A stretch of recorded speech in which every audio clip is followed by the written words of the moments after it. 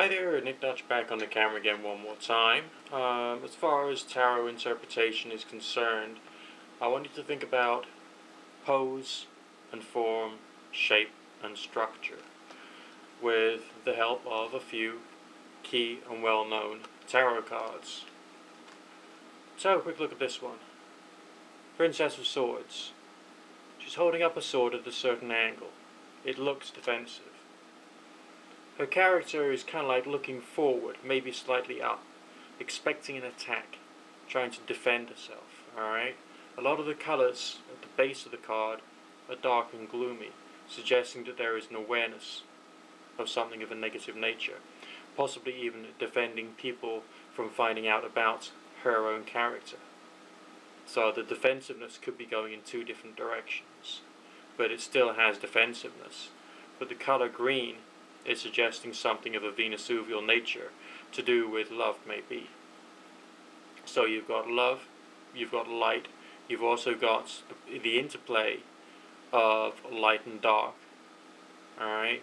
But there is just this feeling of defensiveness. Which way it's going will depend upon how you choose to work with your interpretation, the rest of the spread, the question from the inquirer, and so on and so forth. But it's got to be done instinctively, and not necessarily in a literalistic sense. The Queen of Swords is notorious. Alright? When I'm talking to someone who's got a few issues of anger, they may say to me, if they've got a background in tarot, okay, so I've got to like try and avoid being the Queen of Swords. Yeah. She's standing facing you, or sitting facing you. Okay? She's proud. In this particular character, okay, she's bare-breasted, but on the other hand, that shows that she can show her vulnerability without being attacked. So this is brazen. This is quite out loud. I'm here.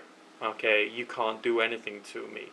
She's showing that she can, she can attack and she can hurt because she's holding a decapitated man's head in one hand and a weapon which we assume was used to do the decapitation in the other.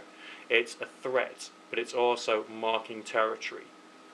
So the difference and change of posture has a different meaning. Defensiveness, threatening, and also resentful and full of bitterness. It is rather strange that the colours are essentially very mercurial, being blue and yellow. Alright, so essentially communicating a message of, I'm here and don't mess with me. Now, counterbalance those messages with what we've got here in the famous Star card. Again, the Aleister Crowley Thoth Tarot, the Book of Thoth painted by Lady Frida Harris. The Star card is peculiar. All the colours are more lunar. Okay, you've got the purple, which is of third eye chakra. You've got white. You've got blue for the third chakra.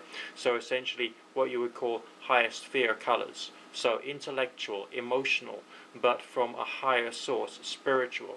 This character is bathed in light, bathed in the light of the star, which is not paying attention to the star because the star is promising something, but she's not staring right at it.